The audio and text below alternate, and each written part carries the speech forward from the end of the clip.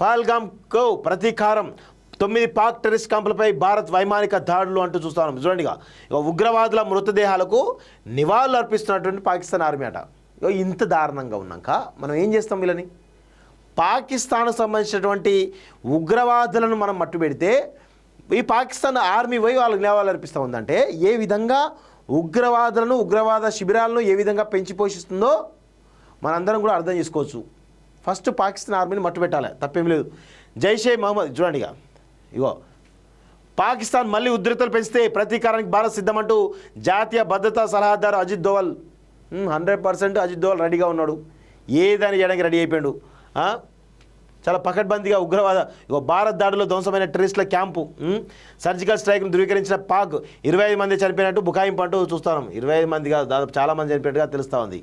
9 టార్గెట్లు Pahalgam ఉగ్రదాడికి Bharat బదులా operation Sindoor success 70 మంది టెర్రరిస్టుల హతమంటూ ఒకరిని చూస్తా ఉన్నాం. పాక్ గుణపాఠం చెప్పాలి అంటూ చూస్తాం. మన సైన్యం పాకిస్తాన్లోని ఉగ్రవాద కేంద్రాలపై చేసినటువంటి దాడులను స్వాగతిస్తున్నాను. పహల్గామ్ వంటి ఘటనలు మళ్ళీ జరగకుండా పాకిస్తాన్ గుణపాఠం చెప్పాలి, పాకిస్తాన్లోని ఉగ్రవాద శిబిరాలు నాశనం చేయాలంటూ జై హింద్ అంటూ పెట్టినటువంటి పోస్ట్ మనం చూస్తా ఉన్నాం.